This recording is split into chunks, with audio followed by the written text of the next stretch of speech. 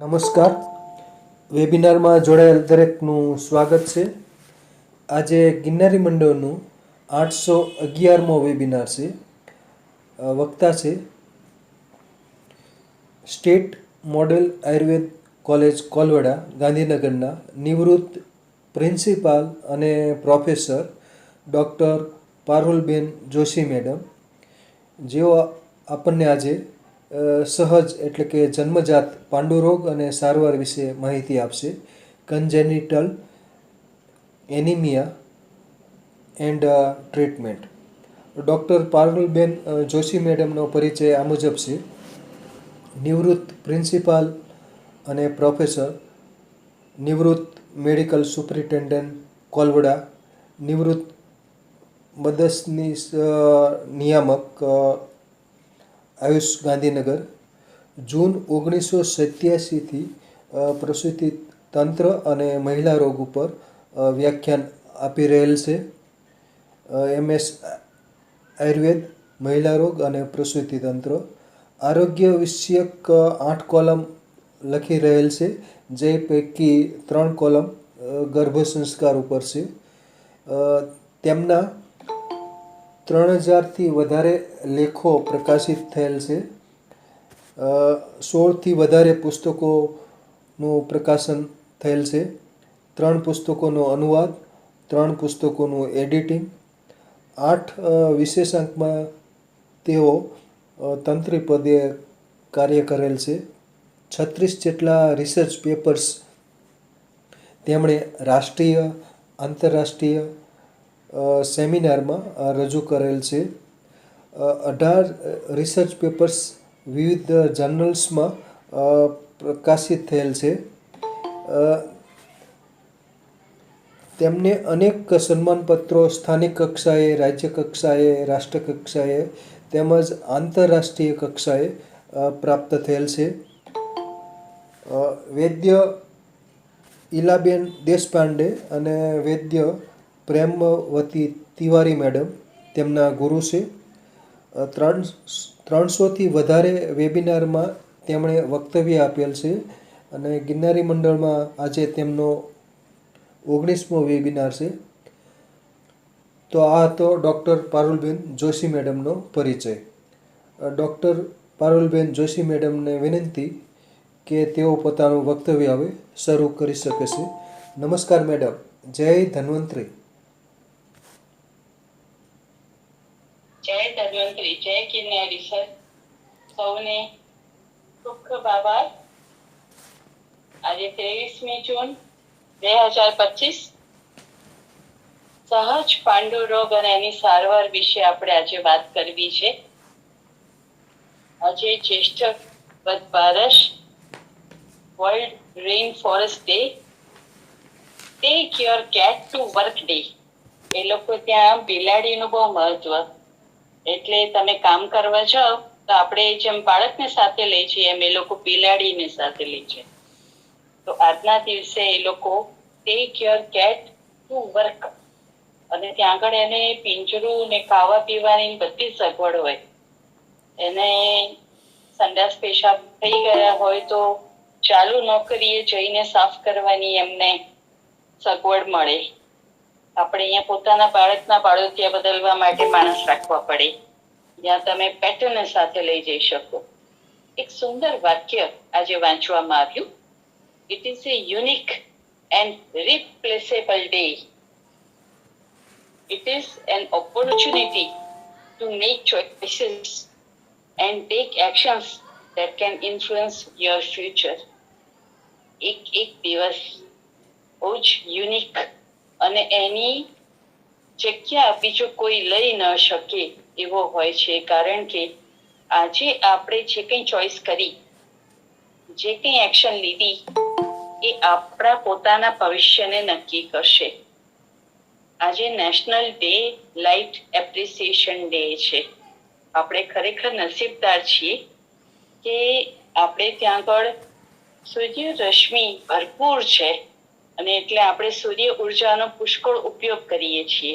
પણ જે દેશોમાં સૂર્યનો પ્રકાશ નથી, એ લોકો સૂર્યના પ્રકાશ માટે કેવા વલખા મારે છે એ તો ત્યાં રૂબરૂ જઈએ તો જ આપણને ખબર પડે.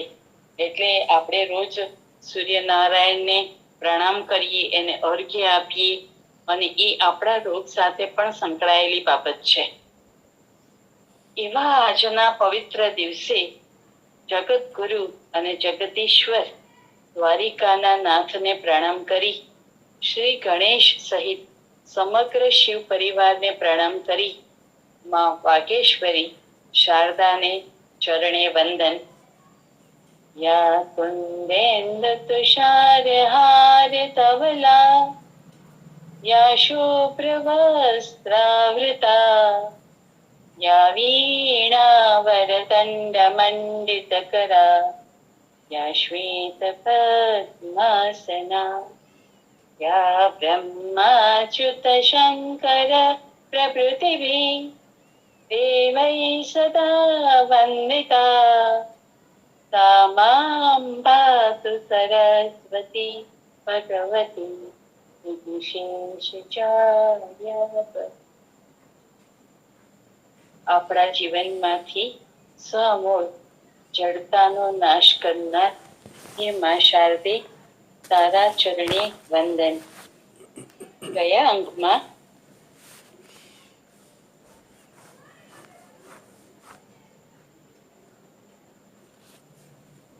આપણે એનિમિયાની વ્યાખ્યા, મારો અવાજ સંભળાય છે ને? હા, સંભળાય છે મેડમ, સંભળાય છે મેડમ. કોલ આવી ગયો ને એટલે આખું બધું મારું સેટિંગ ડિસ્ટર્બ કરી નાખ્યું. સંભળાય છે મેડમ. જી સર. એટલે કયા અંકમાં આપણે એનિમિયાની વ્યાખ્યા સમજ્યા. એનિમિયાના પ્રકારોમાં આપણે જોયું આયર્ન ડેફિશિયન્સી એનિમિયા, જે લોહની ઉણપજન્ય પાંડુ છે. હેમરેજિક એનિમિયા, જે રક્તસ્રાવજન્ય પાંડુ છે. વિટામિન B12 ડેફિશિયન્સી એનિમિયા, જેમાં વિટામિન B12 ની ઉણપ છે. ફોલેટ ડેફિશિયન્સી એટલે કે ફોલેટની ઉણપ જે છે એને લીધે એનિમિયા ઉત્પન્ન થવું. ન્યુટ્રિશનલ એનિમિયા એટલે કે પોષણની અલ્પતા, એટલે જે પ્રકારનું પોષણ મળવું જોઈએ શરીરને એ ન મળવું.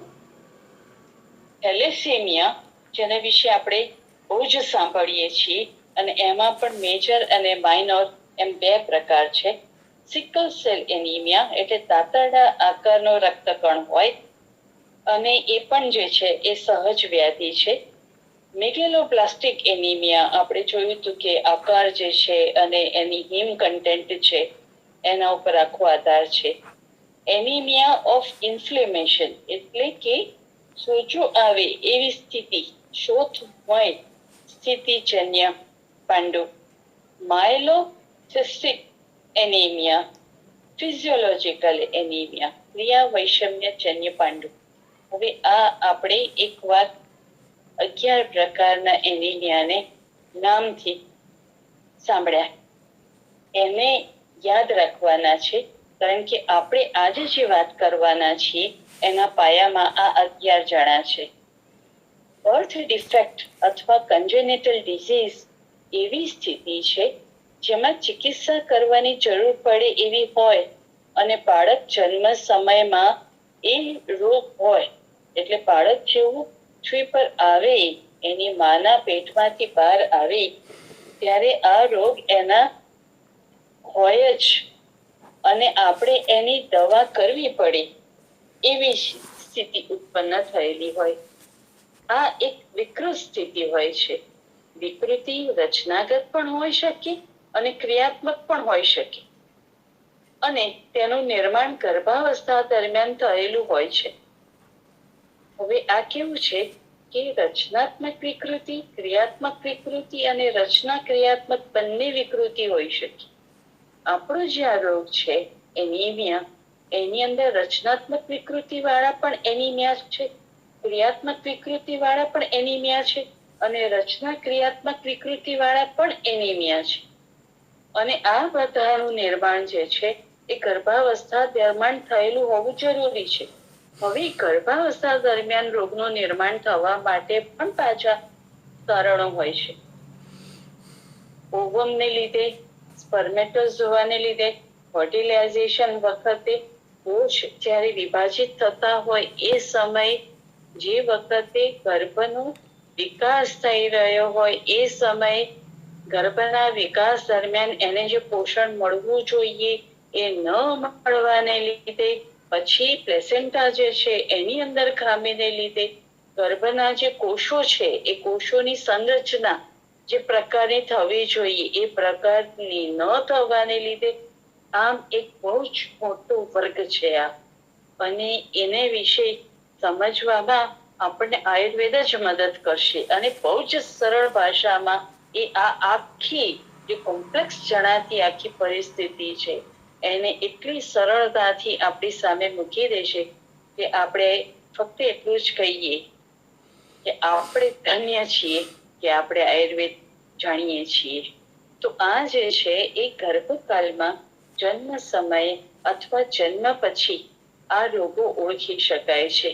એટલે બાળક જન્મે અને તરત જ રોગ ઓળખાય એનિમિયા એવું જરૂરી નથી. જેમ જેમ બાળકનો વિકાસ થતો જાય એમ પણ નજરે પડી શકે, અથવા તો જન્મ પછી અનેક પછી તમને એની ખબર પડે કે ઓ આ બાળક તો આ લઈને આવેલો છે.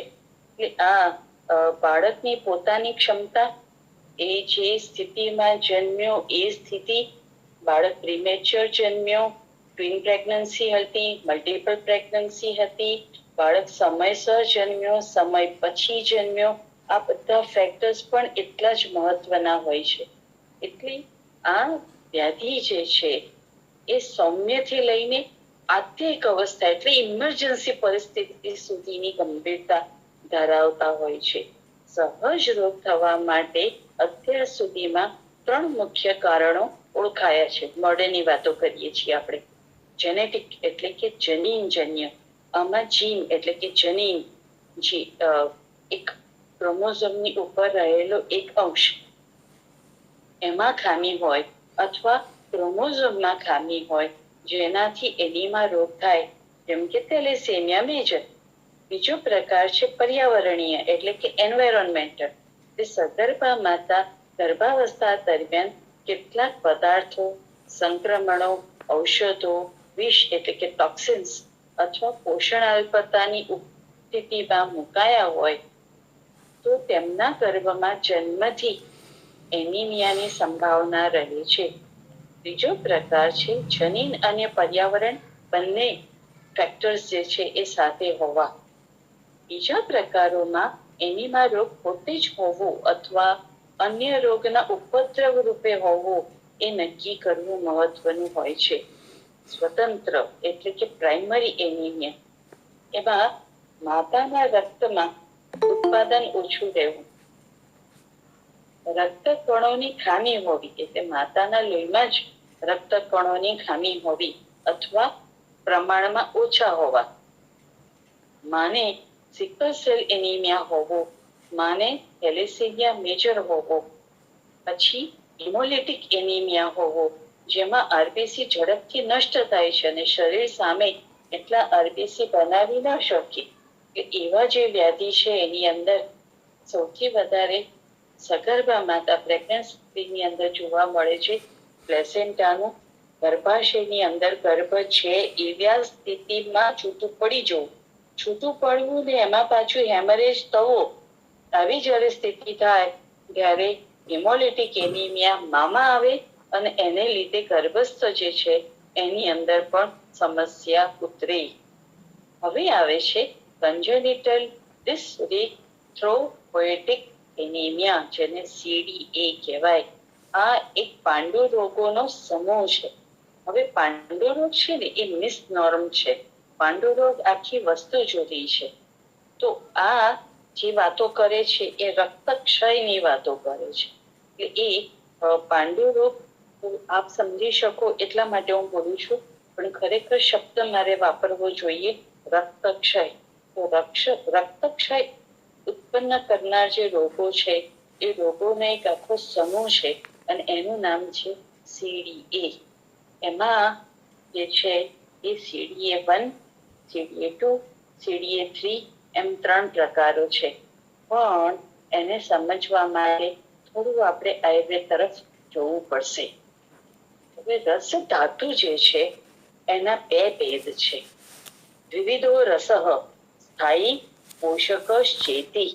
મહર્ષિ ચરક ચિકિત્સા સ્થાન 15 શ્લોકમાં કે છે કે પોષક રસ એ છે જે આહારના પરિપાકથી ઉત્પન્ન થાય છે અને જેમનો ઉત્પત્તિ ક્રમ આપણે જે ખલે કપોત ન્યાય છે ને કે ખળામાં જે આપણે રાખ્યું અન્ન એને કબૂતર આવી અને લઈ જાય તો એક કબૂતર નજીકમાં જાય, કબૂતર દૂરમાં જાય તો એને ખલે કપોતો ન્યાય કહેવાય.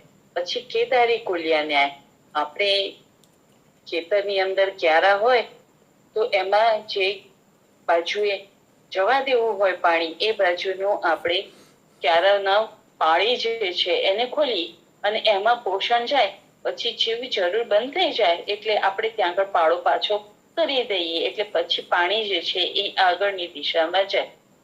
હવે આની અંદર કેદારી કુલિયા ન્યાય છે એની અંદર એવું છે કે પહેલો ક્યારો છે એને પાણી પહેલા મળે, બીજો ક્યારો છે એને પાણી પછી મળે, ત્રીજો ક્યારો છે એને પાણી જેમ આગળ જતું જાય એમ એમ આગળના ક્યારાને એ પાણી મળતું જાય. આને કેદારી કુલિયા ન્યાય કહેવાય. એટલે આહાર જે છે એમાંથી રસ ધાતુ બની તો એ રસ ધાતુનું પ્રેરણ જે છે પહેલા થશે, પછી એ આગળ જશે એટલે એ રક્ત ધાતુનું પોષણ કરશે, પછી આગળ જાય એટલે માંસ ધાતુનું પોષણ કરશે. એટલે આ જે છે અને ત્રીજો જે ન્યાય છે એની અંદર યુગપત એક સાથે જ્યાં જ્યાં જરૂર છે ત્યાં ત્યાં પોષણ પહોંચે છે. આવા ન્યાયો જે છે આયુર્વેદમાં વર્ણન કરાયું છે અને જે તે જગ્યાએ જે ન્યાય કામ કરતો હોય એના વિશે આપણે વાત કરવી પડે. એટલે અહીંયા ઘડી ખાલી બે જ ન્યાયો લાગુ પડે છે, ખલે કપોત ન્યાય અને કેદારી કુલિયા ન્યાય. તો આ જે છે એ અન્ન રસ જે છે એમાં સ્થાયી રસનું વર્ણન કરતા સુશ્રુત સ્થાન 9મા અધ્યાયમાં 9મો અને 10મા શ્લોકમાં આચાર્ય કહે છે હૃદય અથવા નાભી. હવે કેવું છે, નાભીને પણ હૃદય કહે છે અને હૃદય એટલે જેને આપણે કાર્ડિયક કહીએ છીએ, હાર્ટ કહીએ છીએ, એ પણ હૃદય છે. એ જ રીતે તલ હૃદય છે, એ જ રીતે શિરની અંદર પણ હૃદય આવેલું છે. એટલે બે હાથ, બે પગ, શિર અને હૃદય જ્યાં સ્થાન છે ત્યાં પણ અને નાભી જે છે એને એ રીતે હૃદયને જુદી જુદી જગ્યાએ બતાડેલું છે. આધુનિક એનેટોમી જે છે, મોડર્ન એનેટોમી, એની અંદર આપણી જે પિંડી છે એને હૃદય કહેલું છે. અને આપને ખ્યાલ હોય તો વૃદ્ધાવસ્થાના લક્ષણો શરૂ થાય એટલે પહેલા પગ જતા રહે, કારણ કે હૃદય જે છે એ નબળું પડ્યું છે. હવે માણસ જો સાવધાન ના થાય અને એની પિંડીઓ લબડવા માંડે અને એનું ચાલવાનું ધીમું પડવા માંડે તો એની સાથે સાથે એનું જે હૃદય એટલે કે હાર્ટ, ઓરિજિનલ હાર્ટ જે છે, જે આપણી છાતીમાં રહેલું છે એ હાર્ટ પણ નબળું પડવા માંડે. તો અહીંયા ગર્ભસ્થ જે છે એના હૃદયની અંદર પણ એ જ સિદ્ધાંત લાગુ પડે છે. હવે આ હૃદયમાંથી 10 ધમનીઓ જે નીકળે છે એ ઉપરના ભાગમાં જાય છે, એટલે શરીરના ઉપરના ભાગમાં જાય છે. 10 ધમનીઓ જે છે શરીરના નીચેના ભાગમાં જાય છે અને 4 ધમનીઓ એવી છે જે આખા શરીરમાં ફેલાય છે અને આખું ધમની જાળ બનાવે છે. એટલે કેવી સેંકડોની, હજારોની, કરોડો ધમનીઓ જે છે એ આખા શરીરની અંદર શાખા, પ્રશાખા, વિશાખાઓ દ્વારા ફેલાય છે. હવે આ જે ધમની છે એની અંદર આ મોડર્ન સાયન્સમાં પણ એ જ છે, આર્ટરી, આર્ટિરિયોલ અને આર્ટિરિયોલ્સ એટલે કે સૂક્ષ્મ કેશિકાઓ. એટલે કેવી આપણા માથાના વાળ છે ને એટલી ઝીણી એ થઈ જાય અને એની અંદર પણ જે છે એ આપણું રક્ત પરિભ્રમણ થતું હોય. આયુર્વેદ પ્રમાણે રસ રક્ત પરિભ્રમણ થાય. તો આ રીતે અસંખ્ય શાખાઓ દ્વારા આ ધમનીઓથી શરીર બધી તરફથી વ્યાપ્ત અને બદ્ધ થાય છે. એટલે શરીરમાં જાળીદાર સંરચના બને છે અને એટલે સૂત્ર કહેવાયું સ્રોતોમય અયમ પુરુષ. હવે આ જે જાળીદાર રચના છે એ ક્યાં સુધી જાય છે?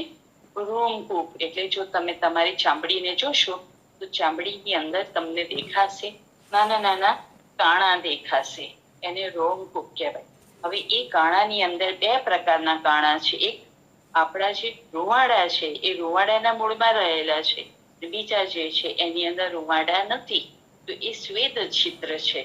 અને રૂવાડાના મૂળમાં જે છે એને રોમકૂપ કહેવાય.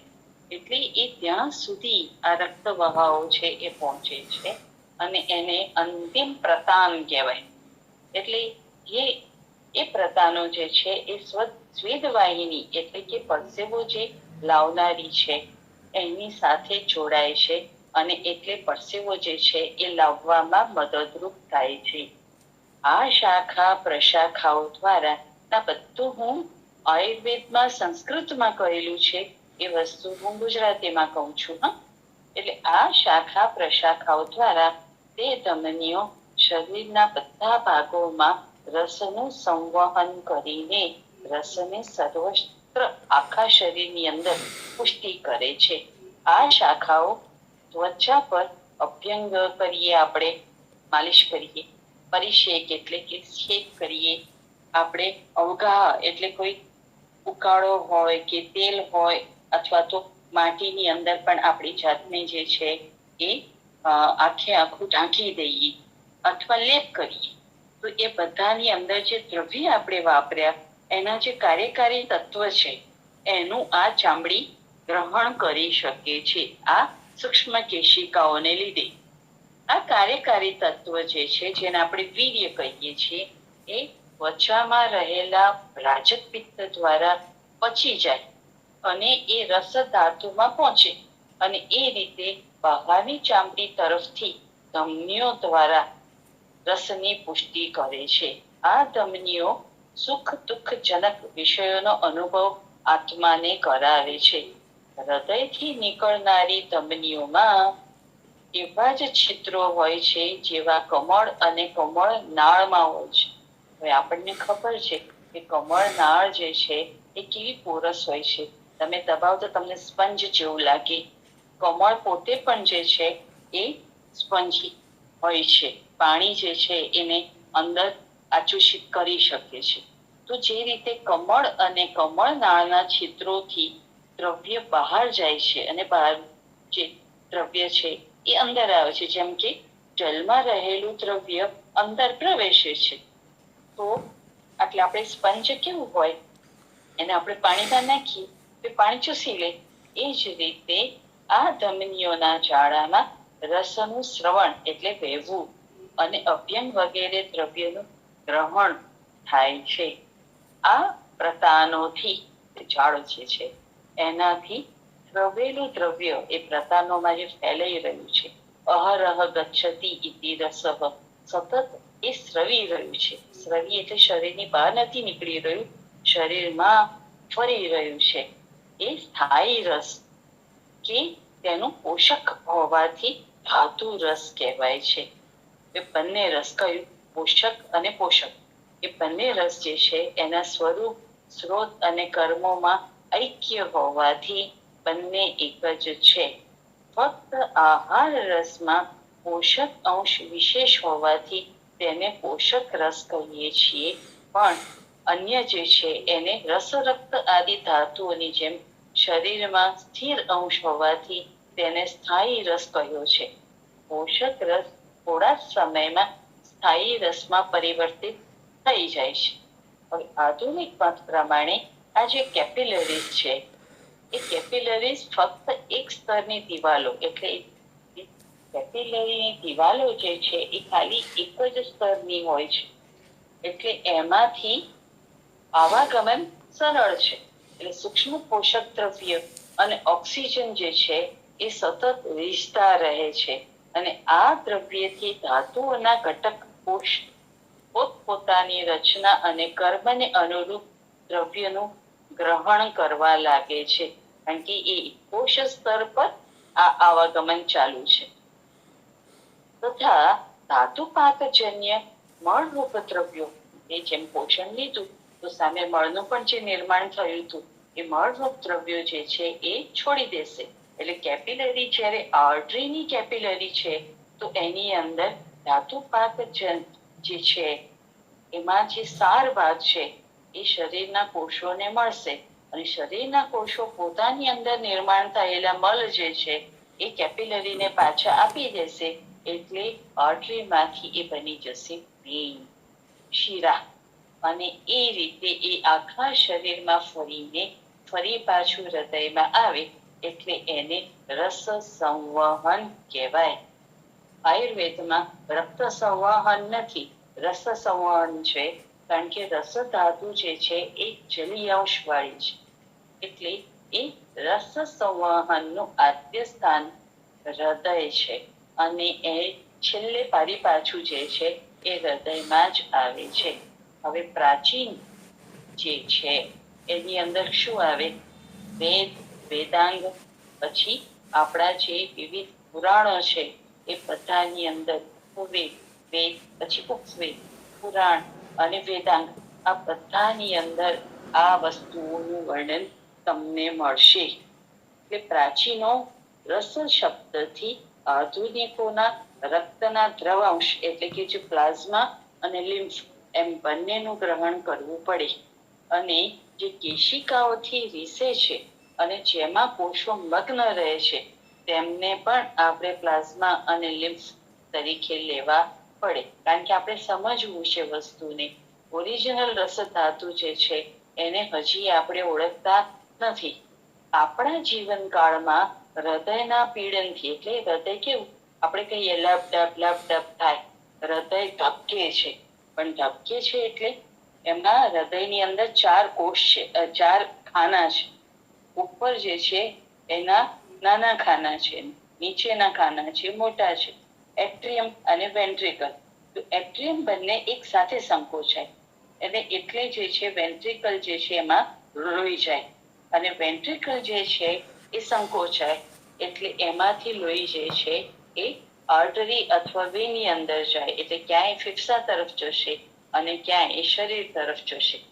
એક સાથે આ થતું હોય છે. હવે આમાં આપણે શું જોયું? આપણે વાત શું કરી? ધક્કો માર્યો એટલે લોહી જે છે એ એટ્રિયમ માંથી વેન્ટ્રિકલમાં આવ્યું, વેન્ટ્રિકલમાંથી રક્તવાહામાં ગયું. હવે રક્તવાહાની અંદર તો ઓલરેડી લોહી હતું જ, તો શું થયું? આ જે લોહી ગયું એને ત્યાં રહેલા લોહીને ધક્કો માર્યો. એટલે આ જે છે વાત એ આયુર્વેદની અંદર વર્ણવી છે. કેવી રીતે? રસ રક્ત પીડિત થઈને બહાર નીકળે છે. પીડા તો છે, દબાય છે ને, કોન્ટ્રેક્ટ થાય છે. કોન્ટ્રેક્ટ થાય તો શું થયું? પીડા થાય છે. It's not pain. પીડાવું એટલે સંકોચાવું. તો આમાંથી જે થોડો અંશ ફેફસામાં ધમનીઓ દ્વારા જઈને શુદ્ધ થાય છે, પણ વધારે ભાગ જે છે એ મહાધમની દ્વારા શરીરના અંગ પ્રત્યંગમાં જાય છે. મહાધમની એટલે એઓર્ટા. આ ધમનીઓમાં પહોંચેલું રક્ત તેમાં પહેલેથી જ વિદ્યમાન રક્તને પીડીને આગળ ધકેલે છે. ચલ ભાઈ આગળ ધસ, ચલ ભાઈ આગળ ધસ, એમ એકબીજાને ખોદાવ આપે અને એ રીતે રસ રક્ત સંવહન આખા શરીરમાં થાય છે. એટલે એ રીતે આગળના રક્તને ધક્કો મારે અને આમ સમગ્ર રસ રક્ત વહન જે છે એ રસ રક્ત પીડન મર્યાદામાં સમપ્રમાણમાં રહે ત્યારે તેને અવયવના કોષોમાં રસ રક્ત યોગ્ય પ્રમાણમાં જઈ શકે અને પોતાનું કાર્ય સમતાપૂર્વક કરી શકે. આ પ્રાકૃત રસ રક્ત સંવહન છે. આ પીડનની ક્ષમતાને લીધે વૃક્ક એટલે કે કિડની જે છે આપણી, એમાં મૂત્રનું નિર્માણ અને સ્રાવી ગ્રંથિઓ જેને આપણે એન્ડોક્રીન ગ્લેન્ડ્સ કહીએ, અથવા તો બધા જે ગ્લેન્ડ્સ છે એ બધા ગ્લેન્ડ્સ પોતપોતાના સ્રાવ યથોચિત પ્રકારે કરી શકે છે. એટલે મેટાબોલિઝમ માટે આ ધક્કાગાડી ચાલવી અને તે પણ સમપ્રમાણમાં સમપીડનપૂર્વક ચાલવી જરૂરી છે. પ્રાચીનોએ રક્તક્ષયનું એક લક્ષણ શિરા શૈથિલ્ય કહ્યું છે. આપણે એક પ્રકરણ પૂરું કર્યું, આ બીજું પ્રકરણ શરૂ થયું. આ રક્તક્ષય એટલે એનિમિયા થવાના કારણોમાં આયુર્વેદે પણ જે છે એ શિરા શૈથિલ્ય બતાડ્યું છે. પ્રાયઃ એનિમિયા માટે પાંડુ શબ્દ વપરાય છે, પણ યોગ્ય શબ્દ એટલે જેને આપણે શાસ્ત્રોક્ત શબ્દ કહીએ એ રક્ત ક્ષય છે. શિરા શૈથિલ્યનો અર્થ પીડનની મર્યાદા ઘટવી, જેને આપણે લો બ્લડ પ્રેશર કહી શકીએ. આધુનિક મત જે છે આની સાથે સંમત છે. હવે માંસાક્ષયમાં પણ એક વિપરિણામ એટલે કે વિપરીત પરિણામ ધમની શૈથિલ્ય છે. એનો અર્થ એ છે કે પેશીઓમાં રહેલી માંસધાતુની ક્ષીણતાની જેમ હૃદય અને ધમનીઓના ઘટક માંસધાતુનો પણ ક્ષય થવાથી તે અવયવ દુર્બળ થાય છે, જેથી તેમની પીડન ક્ષમતા એટલી રહેતી નથી.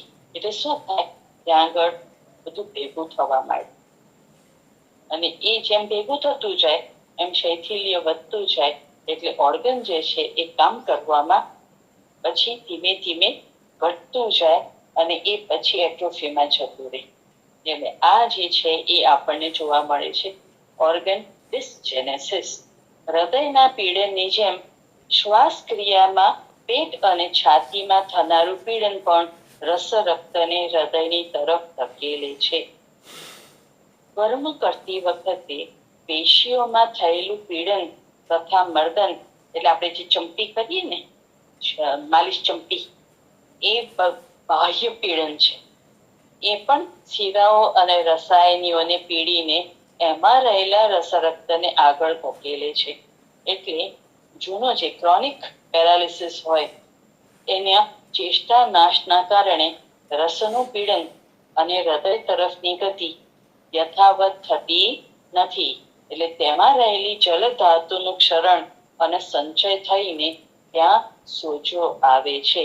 આચાર્યોએ કોઈ કારણથી થયેલા અડધા શરીરના સોજાને અસાધ્ય કહ્યો છે. સમજુ છું કે આપ આખી પ્રક્રિયા પેથોજેનેસિસ જે છે એ સમજી શક્યા હશો.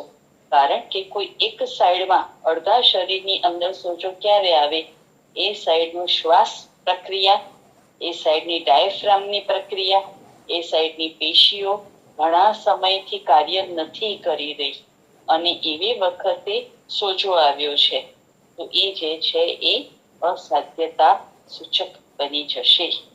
નાના આંતરડામાં, આ ચોથો પોઈન્ટ આવ્યો, નાના આંતરડામાં અને રસાંકુરિકાઓના ઘટક માંસ ભાગ તથા રસાયણીઓની દિવાલો પણ રસને નિપીડિત કરે છે. રસકુલ્યાઓમાં શ્વાસક્રિયાનો પણ પ્રભાવ પડે છે. એટલે આપણે જે પ્રાણાયામ કરીએ એ રિધમિક બ્રીથિંગ કહેવાય. એ રિધમિક બ્રીથિંગ કરીએ તો રસકુલ્યાઓ અને રસાયણીઓની દિવાલો જે છે એને તાકાત મળે. અને એને તાકાત મળે એટલે આ જે સર્ક્યુલેશન છે, સર્ક્યુલેટરી સિસ્ટમ જે છે એ સ્ટેબિલાઇઝ રહે, સ્ટેડી રહે અને એની તાકાત જળવાયેલી રહે, તો શરીરનું મેટાબોલિઝમ જે છે એ વ્યવસ્થિત ચાલ્યા કરે. એટલે આપણી રસકુલ્યાઓમાં રસને પ્રગતિ આપવા માટે રસ હૃદય, જેને લિમ્ફ હાર્ટ કહેવાય છે, એ હોય છે. હવે આ રીતે ઉત્તરોત્તર પીડનથી રસ આખા શરીરમાં ગતિ પામે છે. રસના અનુધાવનને, કેમ કે એકની પાછળ બીજું દોડે છે ને, એટલે એને અનુધાવન કહેવાય. કોષોના અંદર બહારના દ્રવ્યોના પ્રવેશ તથા નિર્ગમનના નિયમ લાગુ પડે છે, જેને મોડર્નમાં ઓસ્મોટિક પ્રેશર કહે છે. હવે એક શબ્દ છે બ્લડ સરફેસ ટેન્શન. આચાર્યોએ આ વાત બહુ સરસ રીતે કરી છે. શરીરના કોષોના છેડે સાઇટોપ્લાઝમ રહેલું છે, એ આપણે બધા જાણીએ છીએ. પણ એ સાઇટોપ્લાઝમ થોડું જાડું હોય છે. એ કોષની ચારે તરફ એક ચામડી અથવા તો દિવાલ જેવું બનાવી દે છે. આને સાઇટોપ્લાઝમિક મેમ્બ્રેન કહે છે. સાઇટોપ્લાઝમ થિકનિંગને લીધે સરફેસ ટેન્શન લાગુ પડે છે. સ્વરૂપની દ્રષ્ટિએ સાઇટોપ્લાઝમ ઠોસ એટલે કે ઘટ્ટ, તરલ એટલે ફ્લુઇડ અને વાયુ એટલે ગેસ, એમ ત્રણ વિવિધ સ્થિતિમાં હોય છે. વાયવ્ય દ્રવ્ય ના અણુઓ, મોલેક્યુલ્સ જે છે એ પરસ્પર અપાકર્ષિત હોવાથી બંધ પાત્રમાં જો એને છોડીએ તો એ એકઠા થવાને બદલે જુદી જુદી દિશાઓમાં જતા રહે છે, કારણ કે એ અપાકર્ષિત છે. ઘન દ્રવ્ય જે છે, સોલિડ જે છે, એની અંદર અણુ પરસ્પર પ્રબળ આકર્ષણને લીધે તમે તાપ એટલે કે હીટ આપો, પીડન એટલે કે પ્રેશર આપો વગેરે બહારથી જે ઉર્જાઓ આપો તો પણ એમાં અસર થતી નથી. આપણે કોઈ અસર ઉપજાવી શકતા નથી. અને દ્રવ્યની આકૃતિ જે બંધાયેલી છે એમાં જ લગભગ એ રહે છે. જ્યારે દ્રવ એટલે કે ફ્લુઇડ પદાર્થ છે એના અણુઓ વાયુની જેમ સ્વચ્છંદી નથી એટલે કે ભાગી નથી જતા, અને ઘનની જેમ સોલિડ એટલે કે એટલું બધું આકર્ષણ પણ નથી અનુભવતા. એટલે જે પાત્રમાં આપણે રાખીએ એને અનુરૂપ એ આકૃતિ ધારણ કરી લે, અને એને તાપમાન આપણે આપીએ તો શું કરે? વાયુ રૂપ લઈ લે. પાત્રમાં રહેલો દરેક અણુ એકબીજાને ખેંચે છે. હવે અર્થાપત્તિથી કહી શકાય કે દ્રવના ઉપરના સ્તર પરના દરેક અણુ અંદરના દરેક અણુ દ્વારા પ્રબળ રીતે ખેંચી રાખવામાં આવે છે. આ સરફેસ ટેન્શન છે. મોડર્ન પ્રમાણે સરફેસ ટેન્શન કહું તો કેટલું સહેલું લાગે તમને. એ જ વસ્તુ આયુર્વેદમાં આ રીતે સમજાવી છે કે there is surface tension there. ક્યાં? રસવાહિનીઓની અંદર, કોષોની અંદર. અને એ surface tension it plays a very big role in circulation. આ કારણે દ્રવના ઉપરના સ્તર પર સ્થિતિસ્થાપક કલા બને છે. આથી દ્રવ જ્યારે પાત્ર વગરની સ્થિતિમાં હોય ત્યારે એ બિંદુ રૂપ પકડે. હવે આ બિંદુ રૂપ જે છે એની કેમ વાત કરવી પડી કે જ્યારે બ્લીડિંગ થાય ત્યારે આપણે જોઈએ કે શરૂઆતમાં કારણ કે જે હતું એ આખું નીકળી ગયું, પછી એ ટીપાના રૂપમાં પડવાનું ચાલુ કરે છે, કારણ કે ત્યાં આગળ જે છે એ સ્થિતિસ્થાપકતા આવી ગઈ. એટલે આપણા કોષના પ્લાઝ્મિક મેમ્બ્રેનનો પ્રભાવ તેમાં પ્રવેશતા અને બહાર નીકળતા દ્રવ્યોના પ્રમાણ પર પડે છે. રક્ત સંવહન ઉપર પણ અસર ઉત્પન્ન થાય છે. ઓસ્મોસિસના આ સિદ્ધાંતને આયુર્વેદમાં ઉપસ્નેહ કહ્યું છે. હવે બીજી વાત, મીણબત્તીમાં જ્યારે આપણે જ્યોત જલાવીએ ત્યારે મીણ આગના સંપર્કમાં આવે અને સંપૂર્ણ બળી જાય. હવે એ મીણ બળી ગયું, એની જગ્યા બીજા મીણે લઈ લીધી. એમ એની પાછળનું ત્રીજું સ્તર, એમ ચોથું સ્તર, એમ એક ક્રમ છે એ ત્યાં સુધી ચાલતો રહેશે જ્યાં સુધી બધું મીણ બળી ના જાય. કારણ કે આમાં ઇન્ફ્લેમેબલ વસ્તુ શું છે? મીણ. તો એ મીણ જ્યાં સુધી છે ત્યાં સુધી ત્યાં આગળ જ્યોત જે છે એ ચાલુ રહેશે. હવે આ ઉદાહરણથી આપણા શરીરની ધાતુ કોષોની પોતપોતાની નિયત ક્રિયા આ જ પ્રકારની છે. સ્વભાવથી ધાતુપાકજન્ય મલોનો નિયમ નીચે કોષો તથા તેમના રસમાં થવાથી તે મલ રક્તમાં અને ત્યાંથી પોતાના ઉત્સર્જક અવયવ સુધી પહોંચે છે. એટલે જે મળ કોષોમાં હતો એ રક્તમાં આવ્યો અને રક્ત દ્વારા એ પોતાના ઉત્સર્જક કેન્દ્ર જે છે, જેમ કે સ્કિનમાં આવશે તો પરસેવો થશે, કિડનીમાં જશે તો યુરિન બનશે, રેક્ટમમાં જશે, આંતરડામાં જશે તો ત્યાંથી એ મળરૂપ પામીને એટલે ઠોસ મળરૂપ પામીને આંતરડામાં આવશે, અને રેક્ટમમાં આવે એટલે ઉત્તરગુદમાં, પછી અધરગુદમાં આવે એટલે તમે કંટ્રોલ જ ના કરી શકો ને તમારે વોઇડ કરવા જવું જ પડે. તો એ બધું જે છે એ આવ્યું ક્યાંથી? કોષમાંથી. એ કોષમાંથી ભેગું થઈને એ ત્યાં સુધી પહોંચ્યું છે. એ જ રીતે આપણા શરીરમાં જે જુદી ઇન્દ્રિયો છે, ઇન્દ્રિયો દ્વારા પણ જે છે એના મળ છે એ નીકળતા હોય છે. આપણું ધ્યાન એ તરફ જતું નથી, બાકી શરીર તો બધું કામ પોતપોતાની રીતે કરે જ છે. હવે બીજી તરફ રક્ત કેશિકા જે છે એટલે આર્ટેરિયોલ્સ, એમાં રહેલા રક્તમાં આહાર વશ લેવાયેલા પ્રોટીન, કાર્બોહાઈડ્રેટ વગેરે તથા શ્વાસ દ્વારા લીધેલું ઓક્સિજન વધારે પ્રમાણમાં છે. આહારમાં આજે બધા છે ન્યુટ્રિટિવ એ પદાર્થો પણ જે છે એ વધારે પ્રમાણમાં છે.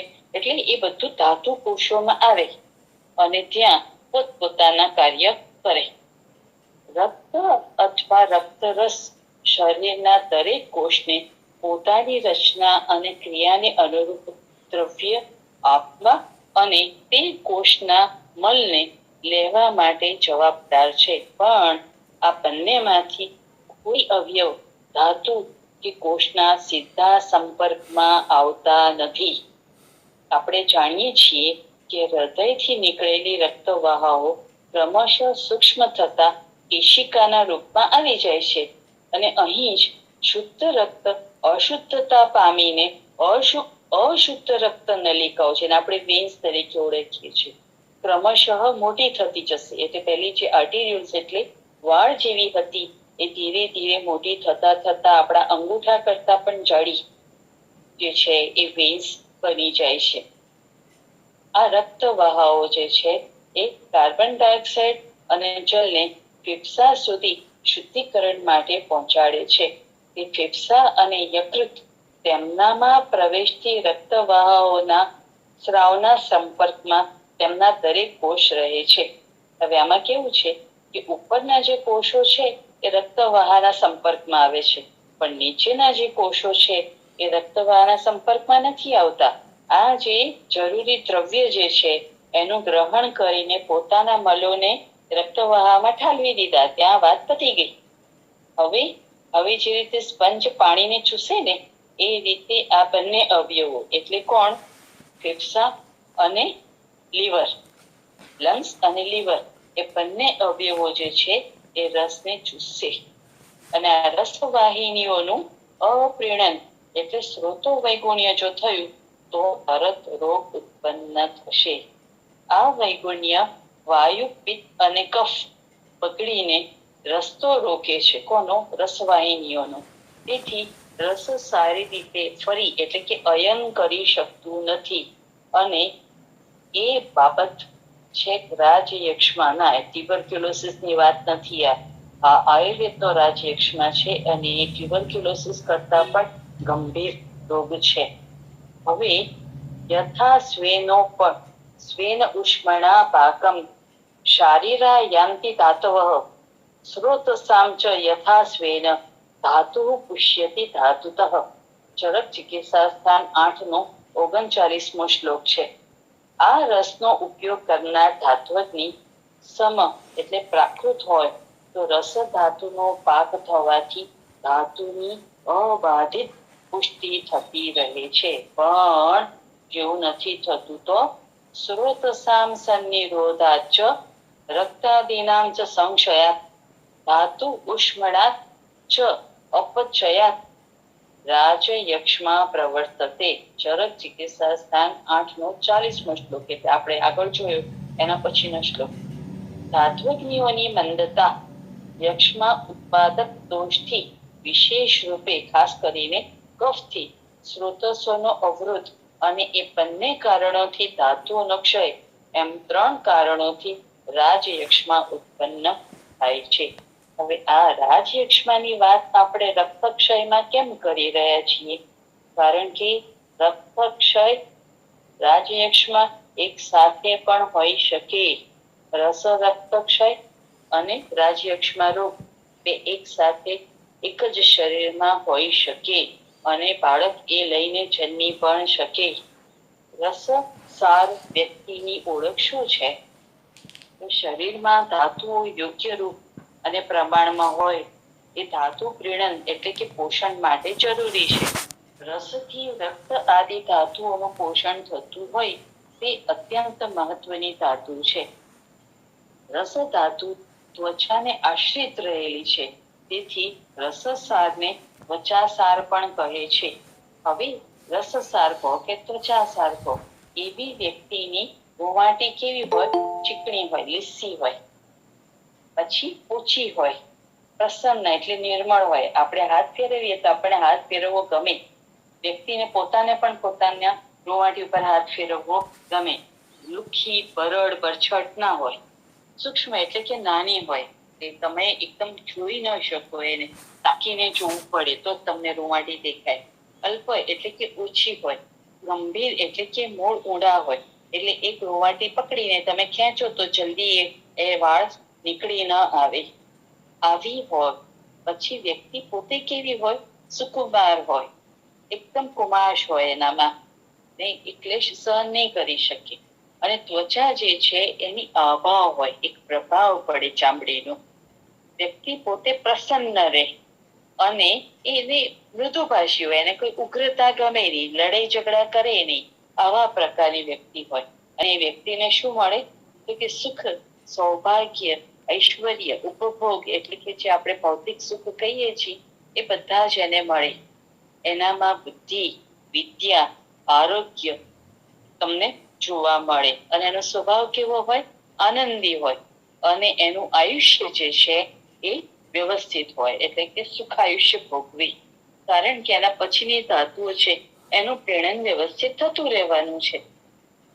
મનુષ્ય શરીરમાં રસ ધાતુ એની પોતાની નવ અંજલિ, એટલે આપણી બે હથેળીઓની ભેગી કરીએ અને જે ખાડો બને એ આપણી એક અંજલિ થઈ.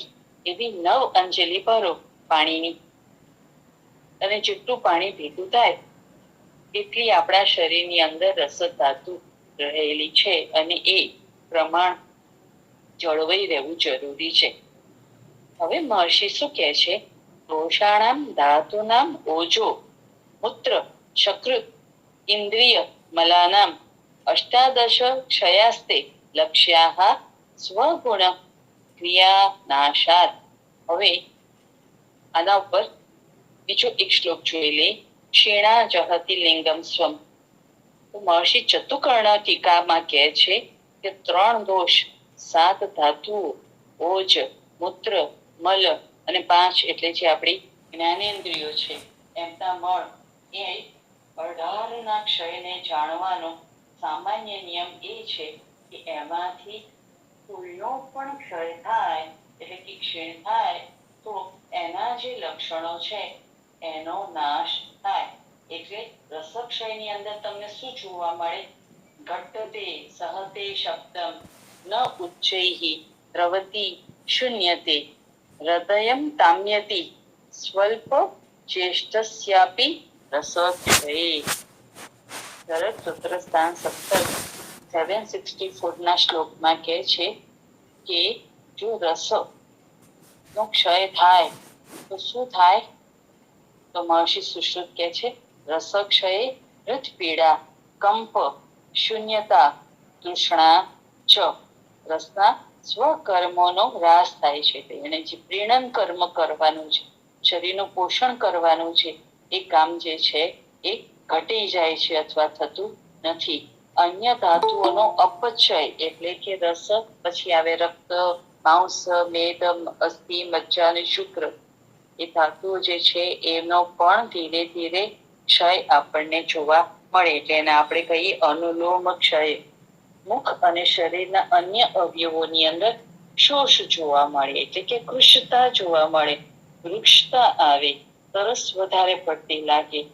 આમાશય, હૃદય અને મન જે છે એમાં શૂન્યતા, એટલે વ્યક્તિ ડિપ્રેશન અનુભવે. હૃદય જે છે એમાં ખાલીપણું મહેસૂસ થાય, વગર કશું કરે થાક અનુભવે, અને મોટા અવાજે બોલે. એ લાઉડ મ્યુઝિક મૂકવાની આદત હોય એ એકદમ જ મ્યુઝિક જે છે એકદમ સ્લો વોલ્યુમ પર મૂકવાનું ચાલુ કરી દે. તેનો અર્થ એ થયો કે શબ્દ અસહિષ્ણુતા થઈ છે. લાઉડ મ્યુઝિક સહન કરી જ નહીં શકે, અને એની સાથે તમે વધારે વાત કરશો તે કહેશે બસ હવે કંટાળો આવે છે, મારે બીજું કામ છે કરીને ત્યાંથી ખસી જશે, એને વાત કરવી પણ નહીં ગમે. હૃદયનું ઘટ્ટન એટલે કે હૃદય જે છે એ તમને એવું લાગે કે જાણે બેસી રહ્યું છે, એટલે વ્યક્તિને કોઈ કામ કરવાની ઈચ્છા જ ના થાય એને લીધે. કારણ કે હૃદયમ ચેતના સ્થાનમ, ચેતના જે છે એ ધીરે ધીરે એની ઘટવા લાગે છે. હૃદ કંપો એને ફ્લટર કહેવાય. એટલે એ એકદમ છે તે જે લપ ડપ ડપ ડપ એવો અવાજ થવો જોઈએ, અને લપડપ લપડપ લપડપ, પછી લપડપ લપડપ, એવી રીતના અવાજો જુદા જુદા આવે. અને એટલે એ ક્રિયા જે છે હૃદયની એ ડિસ્ટર્બ થઈ જાય. હવે આપણે જોયું હતું કે રસની ક્રિયાની શરૂઆત ક્યાંથી થઈ? હૃદયથી. અને એન્ડ ક્યાં થયો? હૃદયમાં. હવે એ ભાઈ જ પોતે પકડીને બેઠા છે તો બાકીના કામ ક્યાંથી થશે? દ્રવ એટલે એકદમ જ જાણે કે વધારે પ્રમાણમાં ઇરેગ્યુલરલી એ જે છે પોતાનું કામ કરે છે. રુજશૂલ, કારણ કે ત્યાં ખાલી જગ્યા છે અને તમને ખબર છે ખાલી જગ્યા હોય ત્યાં વાયુ હોય અને વાયુ હોય ત્યાં દુખાવો હોય, એટલે હૃદયમાં જાણે સોય ભોંકાતી હોય એવી પીડા થાય. એટલે વ્યક્તિ છાતી દબાવીને બેસી જાય. તમને થાય એસિડિટી છે, પણ એવું નથી. હૃદયની અંદર શૂળ ભોંકાતી હોય એવી પીડા થાય. અને થોડુંક પણ કામ કરે કે તરત હૃદય અને શરીર જે છે એ એકદમ થાક અનુભવે, તે કઈ જ કામ કરવાની એની ઈચ્છા ના થાય અને એકદમ શ્વાસ ચડવાનો ચાલુ થાય. એટલે તમે જોયું હશે કે વ્યક્તિ છે ને બોલતા બોલતા પણ હફવા લાગે, એને શ્વાસ રોગ હોય નહીં પણ એને એકદમ હફ ચડવા લાગે, તો એને સમજવાનું કે રસોક્ષયની સ્થિતિ છે. અને એમાં જે હૃદય સંબંધી લક્ષણો છે એ ખાસ આપણને જોવા મળે છે. એટલે રસોક્ષયજન્ય વાયુની વૃદ્ધિ થઈ. હવે એ કોઈ પણ ધાતુનો ક્ષય થાય તો વાયુનો પ્રકોપ થાય. આયુર્વેદનો સિદ્ધાંત છે વાયો ધાતુ ક્ષયાત કોપઃ માર્ગસ્ય આવરણેન ચ. એટલે જે રસ્તો છે એ રસ્તામાં અવરોધ આવે એટલે તરત વાયુ બગડે, કારણ કે ગતિ એ વાયુનો ક્રમ છે અને ગતિનો અવરોધ જે છે એ વાયુને તરત જ પ્રકોપિત કરનાર છે. એકદમ જ ધાતુનો ક્ષય થઈ જાય તો ત્યાં શૂન્યાવકાશ ઉત્પન્ન થઈ જાય અને તો ફરી પાછું જે છે એ વાયુ બગડે, કારણ કે વાયુનું સ્થાન તો છે નહીં અને ત્યાં શૂન્યાવકાશ ઉત્પન્ન થયો એટલે સીધું જે છે એ ભાઈ બગડીને ઉભા રહી જાય. એવું મહર્ષિ ચરક ચિકિત્સા સ્થાન 28 શ્લોક 59 માં કહે છે. હવે રસની વૃદ્ધિ થાય ખરી? હા, થાય. રસ પણ પોતાના પ્રમાણમાં વધી શકે એ પ્રાકૃત પણ હોય અને વિકૃત પણ હોય. તો શું થાય? તો અગ્નિમાન્દ્ય થાય, ઉત્ક્લેશ એટલે કે જીવ છૂટાતો હોય એવું અનુભવે, પ્રસેક એટલે એકદમ લાળ પડવા માંડે, શરદી એટલે ઉલટી થાય, આળસ આવે, શરીર ભારે લાગે અને શરીરના અંગો જે છે એ સફેદ થઈ જાય. હવે આ જે પરિસ્થિતિ છે એને તમે એનિમિયા સમજવાની ભૂલ કરો. હવે આમાં બીજા પણ લક્ષણો એનિમિયાના જેવા જ છે. શૈત્ય, શરીર જે છે ઠંડુ હોય અને શરીરના અવયવો કેવા હોય? એકદમ શિથિલ. એટલે આપણે જે ટોન કહીએ ને એ ટોન એનામાં એબસેન્ટ હોય. શ્વાસ ચડે, ઉધરસ ચડે, એને ઊંઘ ના આવે અથવા તો વધારે પડતી ઊંઘ આવે. એટલે આ જે પરિસ્થિતિ છે એ તમને એવું જ લાગે કે પેશન્ટ એનિમિક છે, કારણ કે એની અંદર શ્વેતતા તમને જોવા મળે. અને આવું આ મિસઅન્ડરસ્ટેન્ડિંગ મેં પોતે કરેલી છે. થૂકે થૂક કરે એટલે હું મારા સ્ટુડન્ટને ટૂંકું, ભાઈ થૂક થૂક કેમ કરે છે? HB ટેસ્ટ કરાવતો, HB 14-16 આવે. ભૂખ લાગે છે? ના, નથી લાગતી. ઉબકા આવે છે? હા, આવે છે. શરીરને અડો તો ઠંડુ છે.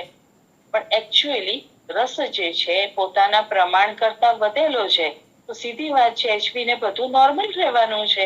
એટલે આ ભૂલ થતી હોય છે. વ્યક્તિ જે છે એ એકદમ શિથિલ અને તમને એમ જ લાગે કે આળસુ છે, પણ આળસુ નથી. વસ્તુ પોતાના ક્રમ કરતા વધી ગઈ છે એટલે પરિસ્થિતિ એવી ઊભી થઈ છે. રસાદી વગેરે જે છે એના ક્ષયના સામાન્ય લક્ષણ શું છે? કારણ કે આપણે રસ રક્ત ક્ષયની વાત કરેલી છે. તો કેમ થાય છે ક્ષય? તો વ્યાયામ વધારે પ્રમાણમાં તમે કસરત કરો છો, અનશન ભૂખ્યા રહો છો, ચિંતા કરો છો, વૃક્ષ અલ્પ પ્રમિત આસન, લુખ્ખું ખાવા ખાવ છો, ઓછું ખાવા ખાવ છો, જેટલું ખાવું જોઈએ એટલું નથી ખાઈ રહ્યા અને પોતાની જાતને રિસ્ટ્રિક્ટ કરો છો. એટલે દિવસમાં 3 ટાઈમ ખાવું જોઈએ, એને બદલે તમે એક જ ટાઈમ ખાવ છો અને એ પણ કેટલું? બસ ખાવા જેટલું ખાધું. એટલે એવું નથી કરવાનું. એવું એ જ રીતે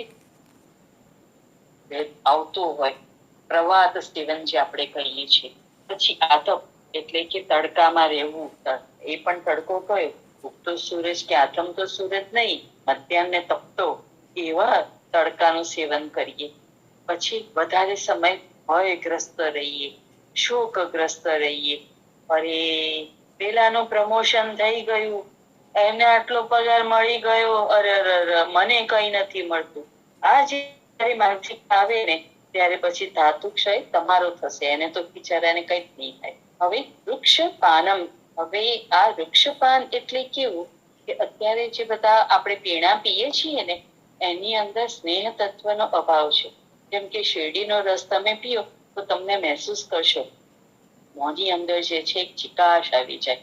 એ જ રીતે તમે લીંબુનો રસ જે છે એનું કાઢીને લીંબુનું શરબત આપણે પીએ કે મોસંબીનો રસ કાઢીને, અરે આપણે જાંબુ તો ખબર છે તુરો રસ છે, છતાં પણ જાંબુનો રસ કાઢીને આપણે પીશું તો એની અંદર આપણને એક પ્રકારની ચિકાશ તો મહેસૂસ થશે. કારણ કે બધું નેચરલ છે.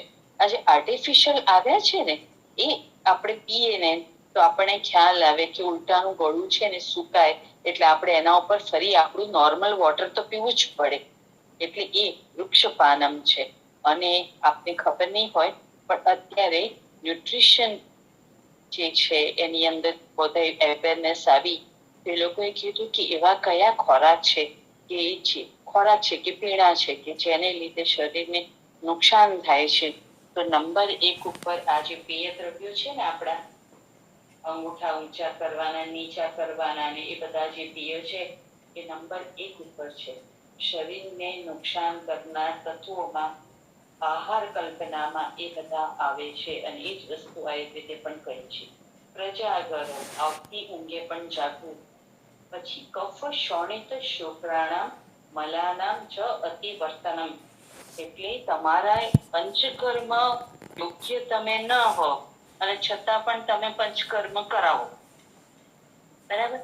પછી એની અંદર તમે વારે વારે બ્લડ ડોનેશન કરી આવો. તમારા શરીરમાં એટલી તાકાત હોય નહીં અને તમે બ્લડ ડોનેશન કરી આવો. હવે ત્યાં તો પેરામીટર હિમોગ્લોબિન છે. હિમોગ્લોબિન જુએ, તમારા સેલ્સ જુએ અને તરત જ તમારું બ્લડ લઈ લેશે. એ જ રીતે વારંવાર ઉલટી કરાવવી, પછી વધારે મૈથુન કરવાથી અને વધારે ઝાડા કરાવવાથી આ બધાથી પણ જે છે એ ધાતુનો ક્ષય થાય છે. કાલુ ભૂત ઉપઘાતાચ જ્ઞાતવ્યા ક્ષય હેતવઃ. કાલ એટલે કે સમર સિઝન જે છે, પછી ઋતુ સંધિ જે છે એની અંદર ધાતુઓ જે છે એ આપણી ક્ષીણ અવસ્થામાં હોય છે. કારણ કે આપણો અગ્નિ વિષમ હોય છે એટલે વાયુ વધેલો જ હોય. પછી ભૂત ઉપઘાતા એટલે કોઈ પણ જાતનું ઇન્ફેક્શન લાગેલું હોય ત્યારે આપણી ધાતુઓ જે છે એ ક્ષીણ અવસ્થામાં હોય છે. હવે આના જે પણ હોય, કોઈ પણ ધાતુ હોય, કોઈ પણ મળ હોય તો એની અંદર જે ક્ષય છે એને દૂર કરવાનો સામાન્ય ઉપાય શું છે? દોષ ધાતુ મલ ક્ષીણો બલ ક્ષીણોપી વા નરઃ અથવા નરઃ એ અર્થમાં છે. સ્વયોની વર્તનમ યત તત અન્નપાનમ પ્રકાંક્ષતિ યત યત આહાર જાતમ તુ ક્ષીણઃ પ્રાર્થયતે નરઃ તસ્ય તસ્ય સલાભેતુ તમ તમ ક્ષયમ અપોહતિ. સુશ્રુત સૂત્ર સ્થાન 15, 29, 30 શ્લોકો છે. તો શું કે છે આચાર્ય?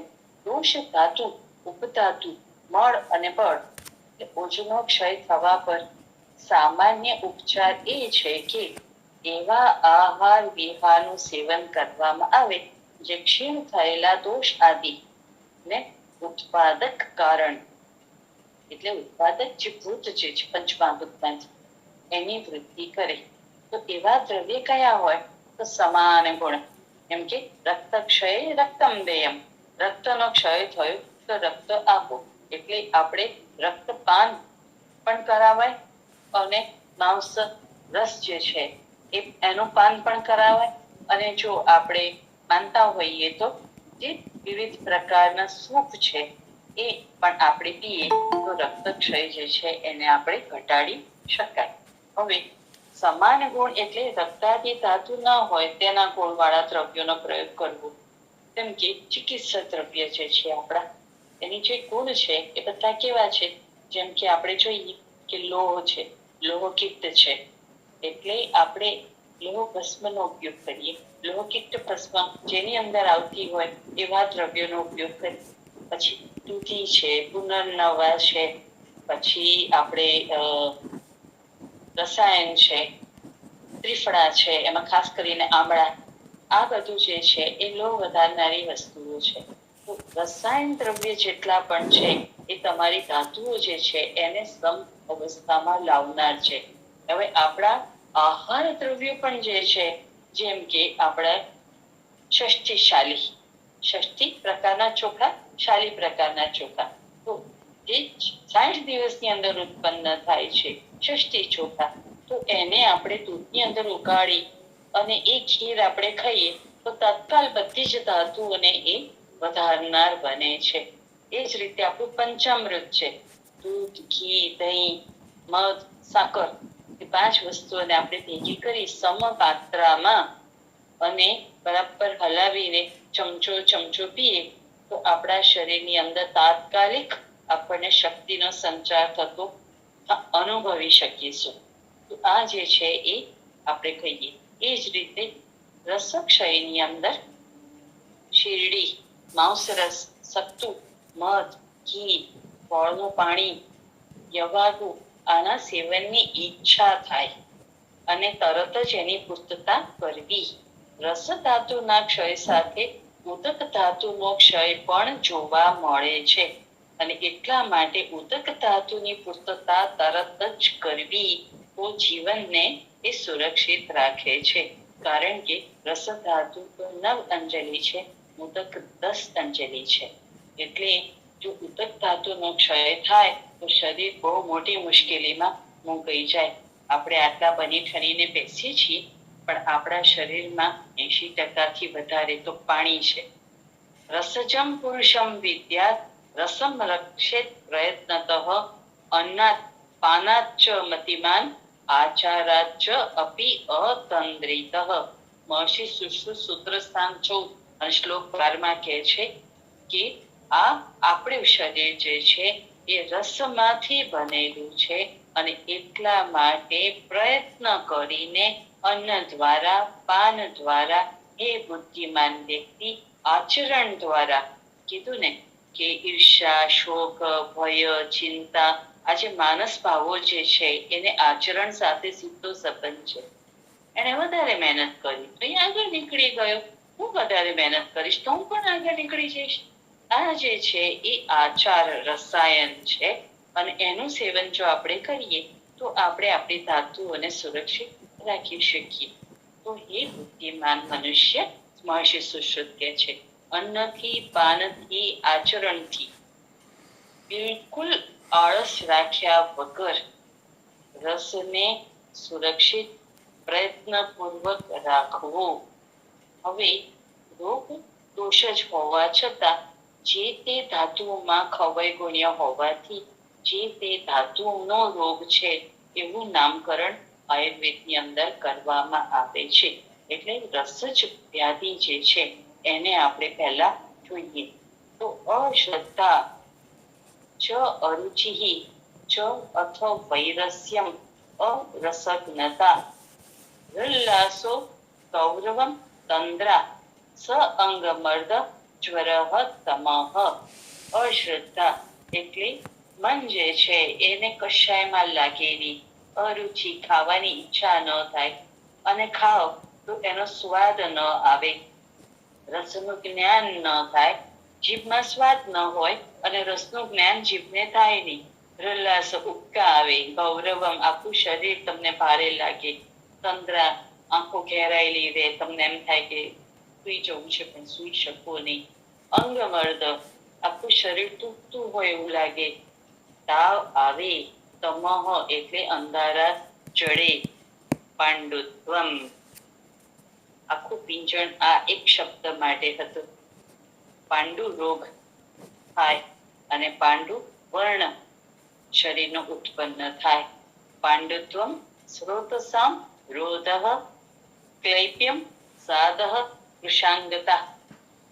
પાંડુ તો થાય, અવરોધ જે બધા સ્રોતસો છે આપણે જાણીએ છીએ સ્રોતોમય અયમ પુરુષ, તો સ્રોતસોની અંદર અવરોધ ઉત્પન્ન થાય. ક્લૈપ્ય એટલે ક્લીબતા આવે જે આપણને જોવા મળે છે, ઇમ્પોટેન્સી એ આવે. સાદહ શરીર જે છે એ એકદમ લૂઝ પડી જાય. કૃષાંગતા શરીરના જે છે એ વજન ઘટવા માંડે. ટૂંકી વાત એનું જે છે માંસ ને બધાનો ઉપચય જે છે એ ઘટવા લાગે. નાશઃ અગ્નેહે, અગ્નિનો નાશ થાય. આગળ એને શ્રદ્ધા કીધી અને ત્રીજી લીટીમાં કહે છે અગ્ને નાશઃ અયથા કાલમ વલયઃ પલિતાની ચ, વૃદ્ધાવસ્થા આવી જાય. વલી પલિત વળિયા પડે અને પડિયા થાય. રસ પ્રદોષજા રોગાઃ, રસ ધાતુની દૃષ્ટિ થવાથી થનારા રોગો છે. ચરક સૂત્ર સ્થાન 28, શ્લોક 23-24. આ જ રોગો મહર્ષિ સુશ્રુતે સુશ્રુત સૂત્ર સ્થાન 24 અને 9મા શ્લોકમાં આપ્યા છે. હવે એ જે રોગો છે એનો ઉપચાર શું છે? ગુરુ શીતમ અતિ સ્નિગ્ધમ અતિ માત્રમ સમશ્નતમ. ગુરુ એટલે પચવામાં ભારે નહીં, જે લાંબા સમય પાકે એવા. શીતમ ગુણમાં શીત હોય. અતિ સ્નિગ્ધ ચિકાશયુક્ત હોય. અતિ માત્રમ વધારે માત્રામાં. સમશ્નતમ આ બધું જે છે એ સમ માત્રામાં ખાવાનું છે. વધારે પ્રમાણમાં ગુરુ નહીં, વધારે પ્રમાણમાં ઠંડા ગુણ વાળું નહીં, વધારે ચિકાશ વાળું નહીં અને વધારે પ્રમાણમાં નહીં. આટલું ધ્યાન રાખીને રસવાહિની દુષ્યંતી ચિંત્યાનામ અતિચિંતના. તો એ ધ્યાન રાખવાનું છે કે રસવાહી સ્રોતસો છે એ શેનાથી પકડે છે? તો કે જેની ચિંતા કરવાની નથી એવી બધી બાબતોમાં વધારે પ્રમાણમાં ચિંતા કરવી. જેમ કે આપણું જે એર ક્રેશ થયો એ પછી તો હેલિકોપ્ટર ક્રેશ થયો, પણ આપણે એના વિડીયો બહુ જોયા નહીં એટલે એને આપણા મન ઉપર અસર થઈ નહીં. પણ પેલું જે પ્લેન ક્રેશ છે એના એટલા બધા વિડીયો આવ્યા ને એટલી બધી ચર્ચા થઈ અને આ રીતે મર્યા અને આવી રીતે અંગો પડ્યા હતા અને આ રીતે પડી ગયા અને આને કેવી રીતે ઓળખ્યા અને એને માણસો ત્યાં આગળ કેવું વર્તન કરતા હતા અને પત્રકારો શું કરતા હતા અને એટલી બધી પીંજણ થઈ કે એની માણસોને અસર થઈ અને એવી અસર થઈ કે જે લોકોને પ્લેનમાં, મારા મિત્ર છે એને લંડન ફ્લાઇટમાં જ એના બીજે જ દિવસે લંડન જવાનું હતું, પણ એમનું જે હતું એ પ્લેન દિલ્હીથી પકડવાનું હતું. તો મને ફોન કરીને કહે છે મારી તો ખબર નહીં શું થશે, આ છેલ્લા જીવ્યા મર્યાના જુહાર કરી દીધા એને. મેં કીધું સાહેબ ચિંતા ના કરો, હસી ખુશી તમે પાછા આવશો, ચિંતા ના કરો. સુખરૂપ પહોંચી ગયા અને એટલા બધા ડરી ગયા હતા કે એને ફોન કરીને કીધું, ત્યાંથી કેટલું મોંઘું પડે, ત્યાંથી ફોન કરીને કીધું મેડમ હું પહોંચી ગયો છું. એટલે એ ચિંત્યાનામ અતિચિંતના, રસ જે છે એનો ક્ષય પણ થાય અને રસવાહિની પ્રદૂષિત પણ થાય. મુસાફરી કરવાની જ છે અને જીવન પછી જો કોઈ વસ્તુ નિશ્ચિત હોય તો એ છે મૃત્યુ. અને એમાં આયુર્વેદ એમ કહે છે કે મૃત્યુ આપણા હાથમાં છે. આપણે મૃત્યુને પાછળ ઠેલી પણ શકીએ છીએ અને એને નજીક પણ બોલાવી શકીએ છીએ આપણા કર્મો દ્વારા. તો આ ચરક વિમાન સ્થાન 5ના શ્લોક 13માં આપણે જોયું. રસજાનામ વિકારાણમ સર્વમ લંઘનમ ઔષધમ. મહર્ષિ ચરક સૂત્ર સ્થાન 28માં કહે છે કે રસથી થનારા વિકારોમાં, રસની અંદર થનારા વિકારોમાં સૌથી બેસ્ટ મેડિસિન શું છે? તો કે લંઘન, એટલે કે લઘુ અન્નનું સેવન કરવું. કેમ? કારણ કે આપણે એની અંદર જે અગ્નિ છે એ અગ્નિને આપણે સંદુષિત કરવાનો છે. અને આપણે અહીંયા ઘડી એ વસ્તુ સમજવાની છે, રસનો ક્ષય થયો હોય તો એમાં લંઘન ના આવે, પણ રસ દુષ્ટિ થઈ હોય તો એની અંદર લંઘન કરવું પડે. એટલે એ લક્ષણ સમજવું ખૂબ જરૂરી છે. મેં આપને કીધું ને કે મેં પોતે ભૂલ કરી છે. મારા સ્ટુડન્ટ્સને હું હંમેશા HP કરાવતી અને એ લોકો આવે તો 14 ને 16 અને પછી મારી સામે રિપોર્ટ મૂકે, શું મેડમ બિનજરૂરી બ્રેક કરાવવો છો. પણ હવે ભાઈ તું દેખાય છે એવું અથવા બેન તું દેખાય છે એવી તો પાછી તે પણ ખરી કે મને માસિક આજકાલ થોડું વધારે આવે છે. મેં કીધું શી ખબર, પણ પેલું ચિંત્યા નામ જ અતિ ચિંતના છે ને એને લીધે, કારણ કે એક્ઝામ નજીક આવેલી હોય તો ચિંતન તો થાય જ થાય. આપણે બધા એ પરિસ્થિતિમાંથી પસાર થયેલા છીએ એટલે સમજી શકીએ એ લોકોની સ્થિતિ. અહીં એક સિદ્ધાંત સમજી લઈએ. પૂર્ણ સમયે પ્રાકૃત પ્રસવથી જન્મેલા બાળકના શરીરમાં આયન જમા હોય છે. એની માના શરીરમાંથી એને મળેલું હોય એટલે એ જમા હોય છે. અને એ જે ફિટલ આયન જે છે એ 4 થી 6 મહિના સુધીમાં વપરાઈ જાય છે. અને ત્યાં સુધીમાં એનું પોતાનું આયન જે છે એ એની બોન મેરોમાંથી બની જવું જોઈએ. હવે જે નોર્મલ બેબી છે એમાં તો કોઈ સવાલ નથી, પણ સમય પહેલા જે બાળક જન્મ્યા છે અથવા ઓછા વજનવાળા જન્મ્યા છે તો એની અંદર આયર્ન ડેફિશિયન્સી એનિમિયા હોવાની સંભાવના વધે છે. એટલે આનું કારણ શું છે? તો મામાંથી જે બાળકને ઓક્સિજન મળવું જોઈતું હતું એ ઓછું મળ્યું હોય તો એ પાંડુના લક્ષણો સાથે બાળક જન્મવાનું છે. હવે આ કન્જેનિટલ એનિમિયા છે એ એનિમિયા એ રેર ઇનહેરિટેડ રોગ છે, જેમાં અસ્થિ મજ્જા જે રક્તકણ બનાવનારા કોષો છે એ રચનાત્મક રીતે વિકૃત હોય છે. એટલે આરબીસી જે રક્તકણનું નિર્માણ કરવું જોઈએ એ વ્યવસ્થિત કરી શકતું નથી. અને એટલે એને શું કહેવાય? ઇનઇફેક્ટિવ એરિથ્રોપોએસિસ. હવે આના જે આપણે આગળ જોયું હતું ને CDA ટાઈપ 1, તો એ CDA ટાઈપ 1, ટાઈપ 2, ટાઈપ 3. તો આપણે પહેલા CDA ટાઈપ 1 જોઈએ. તો CDA ટાઈપ 1 પાંડુ રોગ જે છે, અથવા તો આપણે રક્તક્ષય કહીએ તો વધારે યોગ્ય છે, આમ તો રેર ડિઝીઝ છે. એની અંદર એરિથ્રોપોએસિસ એટલે કે આરબીસીનું નિર્માણ જે છે એ અવ્યવસ્થિત થાય છે. એમાં આયન ઓવરલોડ હોય છે. અને આનું નિદાન કેવી રીતે થાય? તો માઇક્રોસ્કોપની નીચે આપણે આરબીસી મૂકીએ અને આપણને ખબર પડી જાય. હવે એને આપણે બ્લડ ટ્રાન્સફ્યુઝન આપણે લઈએ, આપણે પોતે નોર્મલ વ્યક્તિને નહીં, પણ કોઈ કારણસર આપણે પીટી લેવાની જરૂર પડી તો આપણા શરીરની અંદર આયન ઓવરલોડ થાય. પણ CDA1 ની અંદર વગર બ્લડ ટ્રાન્સફ્યુઝનને આયન ઓવરલોડ જોવા મળે છે. એટલા માટે એ શરીરના બીજા અવયવોની અંદર નુકસાન કરે છે. એટલે એ જે રક્તક્ષય છે એ મોડરેટ થી સિવિયર કોઈ પણ પ્રકારનો હોઈ શકે, પણ એ જે બાળક છે એ બાળકના શરીરના બીજા અંગો, જેને વાઇટલ ઓર્ગન્સ આપણે કહીએ છીએ, એની અંદર એ ડેમેજ કરશે. એટલે બને એટલું જલ્દી એનું નિદાન થઈ જાય અને બને એટલી જલ્દી એની સારવાર પણ થઈ જાય, એ બહુ જરૂરી છે. હવે આ જે CDA1 છે એ મોટપણમાં પણ થાય છે, એટલે કિશોર અવસ્થામાં પણ થાય અને મોટપણમાં પણ થાય અને કન્જેનિટલ પણ જોવા મળે. એટલે એવો આ એનિમિયાનો પ્રકાર છે. આની અંદર બોન મેરો જે છે એની માઇક્રોસ્કોપિક એક્ઝામિનેશન કરીએ તો એની અંદર જે થિન ઇન્ટરન્યુક્લિયર બ્રિજ જે છે એ બહુ જ પતલા થઈ ગયા હોય છે. અને એને લીધે જે છે એ એની સ્વિસ ચીઝ એપિયરન્સ જોવા મળે છે. એટલે હેટેરોક્રોમેટિન જે છે એ જે જીન સાયલન્સિંગ અને ફોર્મેશન ઓફ લોંગ રેન્જ ઇન્ટરેક્શન્સ, એટલે આ જે હેટેરોક્રોમિક રિજન જે છે કેનામાં આરબીસી ની અંદર એ જે બોન મેરોમાંથી ઉત્પન્ન થવા જોઈએ એની અંદર એ છેલ્લો તબક્કો છે કે જેમાંથી હવે આરબીસી બનવાનું છે.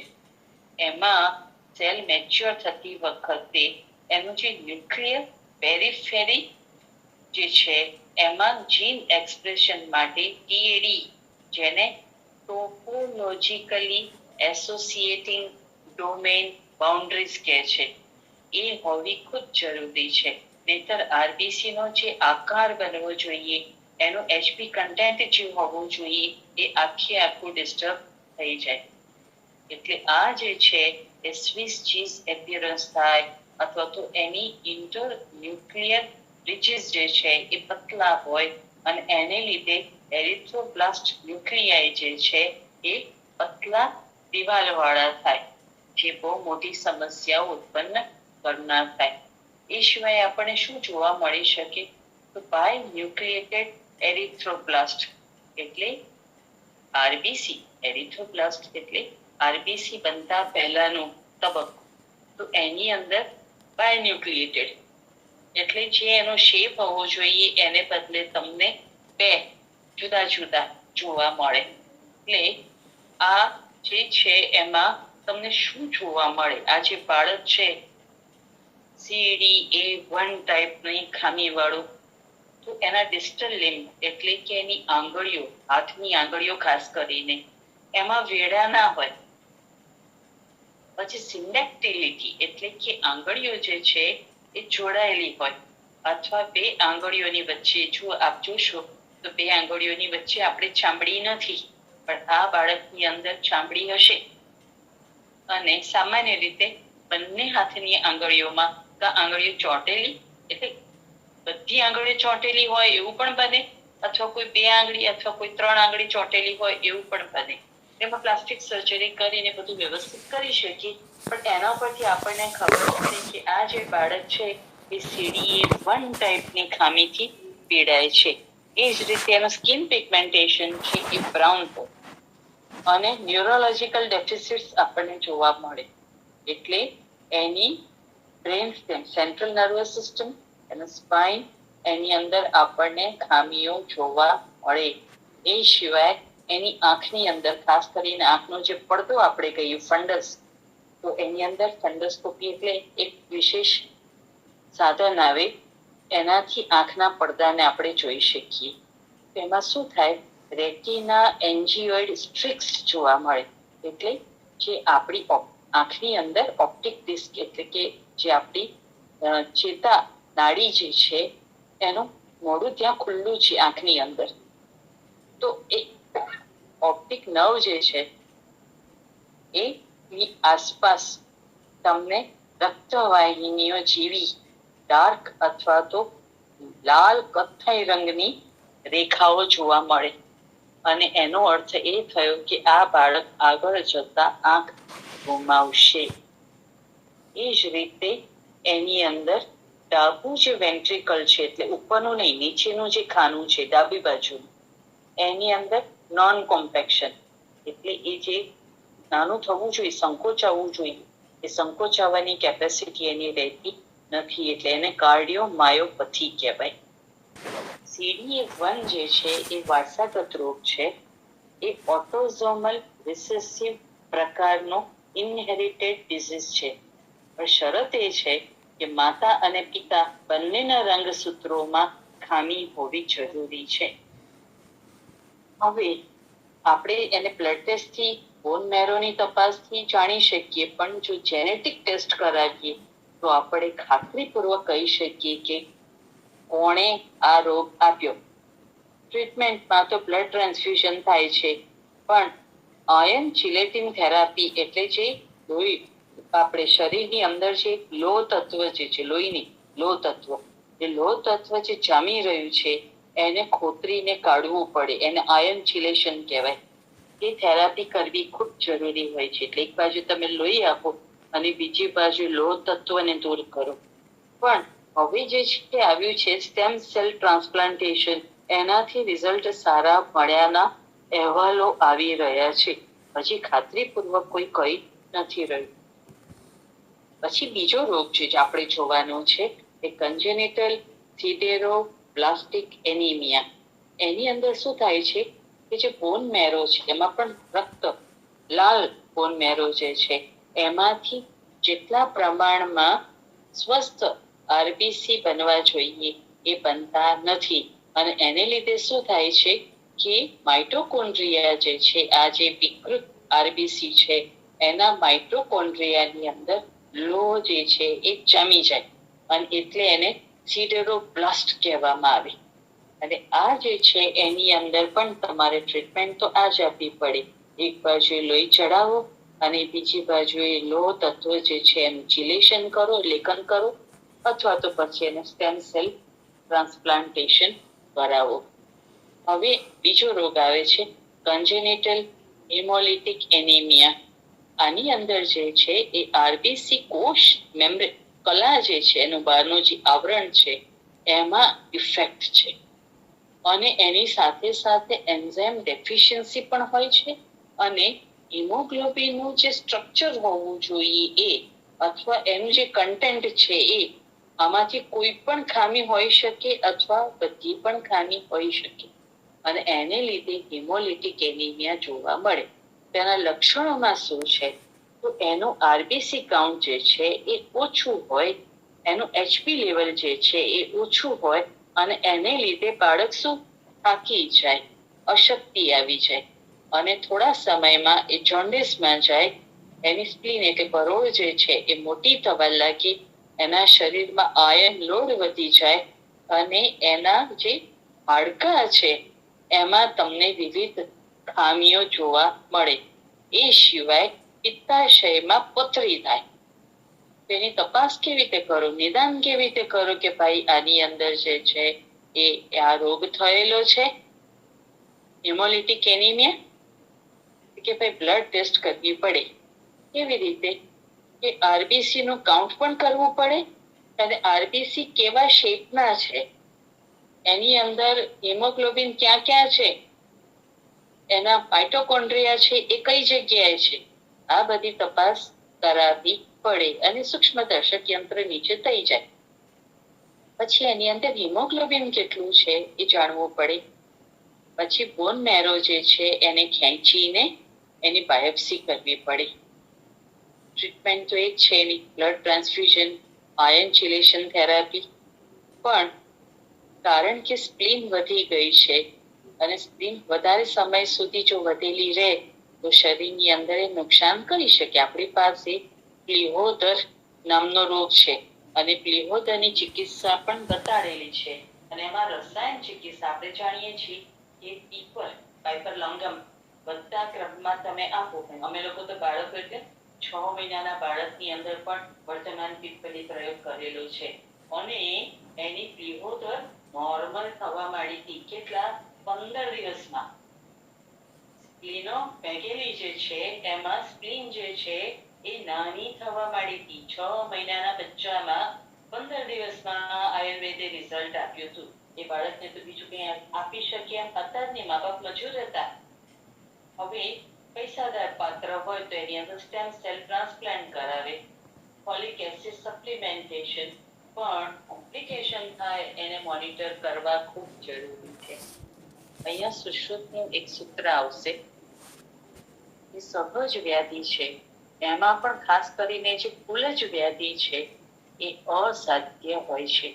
હવે અસાધ્યની વ્યાખ્યાની અંદર 2 વસ્તુ આવે. એક વ્યાપ્ય, એ તમારે ટ્રીટમેન્ટ ચાલુ રાખવી જ પડે, જે આપણે જોતા આવ્યા. અને બીજું અસાધ્ય એટલે પ્રત્યાખ્યાન કરી દેવાનું. અને ત્રીજું આવશે શસ્ત્ર સાધ્ય. શસ્ત્ર સાધ્યની અંદર આપણે જોયું કે સ્ટેમ સેલ ટ્રાન્સપ્લાન્ટ છે, અથવા તો એની અંદર તમે જે છે સ્પ્લિનેક્ટોમી કરો છો. તો આ જે છે એ શસ્ત્ર સાધ્ય વ્યાધિ થયો. પણ દુઃખી વાત એ છે કે જે માં ઈચ્છે છે કે મારે બાળક હોય, એ માં પોતાનો ખોરાક પહેલા સાચવે, પોતે શું વર્તન કરે છે સાચવે, કેવા વિચારો કરે છે એના ઉપર કંટ્રોલ રાખે, અને પછી શક્ય હોય તો મારી તો એક સ્ટુડન્ટને થેલેસેમિયા માઇનોર છે, અને જે દિવસે મને ખબર પડી મેં કીધું કે તો મને કે મેં લગ્ન કરતા પહેલા મારા હસબન્ડને કહી દીધું હતું કે ભાઈ મને થેલેસેમિયા માઇનોર છે તો તમારું ચેકિંગ કરાવી લો ને. તો એનું નોર્મલ આવ્યું એટલે પછી અમે લગ્ન કર્યા છે. તો એ જાગૃતિ હોવી ખૂબ જરૂરી છે. સિકલ સેલ એનિમિયા હોય, થેલેસેમિયા હોય, માઇનર હોય કે મેજર હોય, પણ જેમ કુંડળી મેળવો છો એ જ રીતે બ્લડ પણ મેળવવું ખૂબ જરૂરી છે. બ્લડ ગ્રુપ તો તમે પહેલા મેળવતા હતા, પણ હવે જેનેટિકલી પણ તમારે પોતાનું જેનેટિક એસે કહેવાય, એ એસે કરાવી લેવો એ સલાહ ભર્યું છે. એની અંદર જો તમને કંઈ પણ ખામી જણાય છે તો પહેલા તમે ખામી દૂર કરો છો, અને પછી જ તમે માં બનો છો. કારણ કે આ વ્યાધિ જે છે એમાં માં તરફથી મળવાની સંભાવના વધારે છે, કારણ કે રસ જે છે એ માં તરફથી મળનારું છે. માટે આપણે રસ ધાતુ જે છે, રસજમ પુરુષમ એને રસમ રક્ષેત યત્નતઃ, આ બે સૂત્રો સાથે આપણે અહીંયા અટકીશું. આપ સૌએ મને આપના ગિરનારી મંડળના મંચ ઉપર બોલાવી બોલવાની તક આપી એ માટે આપ સૌની આભારી છું. સૌને અષાઢી બીજની, નૂતન વર્ષની અનેક અનેક શુભકામનાઓ સહ જય ધન્વંતરી. જય ધન્વંતરી, જય ધન્વંતરી. ડૉક્ટર પારુલબેન જોશી મેડમનો ખૂબ ખૂબ આભાર, જેમણે આજે કન્જેનિટલ એનેમિયા અને એની સારવાર એટલે કે સહજ જન્મજાત પાંડુરોગ અને સારવાર વિશે વિસ્તૃત માહિતી આપી. આધુનિક અને આયુર્વેદિક બધા પાસા એમણે આવરી લીધા છે. સરસ રહ્યું વક્તવ્ય. ખૂબ ખૂબ આભાર મેડમ. સરસ. જય ધન્વંતરી. આભાર મેડમ. જય ધન્વંતરી સાહેબ. જય ધન્વંતરી. સરસ.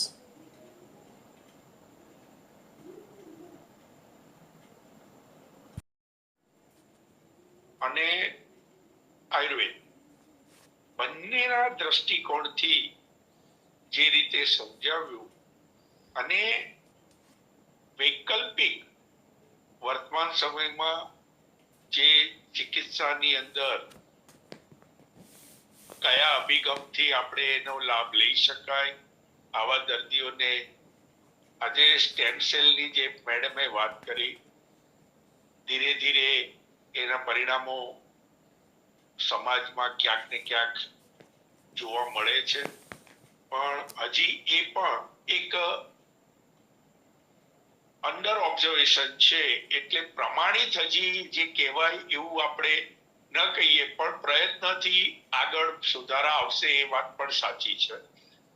અને અગત્યની વાત, રસની જે બેને મેડમે આગ્રહપૂર્વક રસનું મહત્તમ શું છે શરીરમાં અને એની અંદર કન્ટેન્ટ્સ કેવી રીતના આપણે જાળવવા જોઈએ એની જે વાત કરીને, આટલું આપણે સમજી લઈએ ને, અને ખાસ એમને અંગૂઠાવાળી એક વાત કરી, અંગૂઠો ઊંચો ને નીચો, આવા બધા જે પીણા જે કહેવાય એનાથી થોડા દૂર રહીએ અને આપણા પરંપરાગત શેરડીના રસ છે, દૂધ છે, લીંબુ શરબત છે, આવું આપણે જો વધારે પ્રચલનમાં લઈએ તો આ પણ એક ચિકિત્સાનો ભાગ બનીને આપણને રોગ તરફ ન લઈ જાય, ક્યાંક એ ભાગ ભજવે.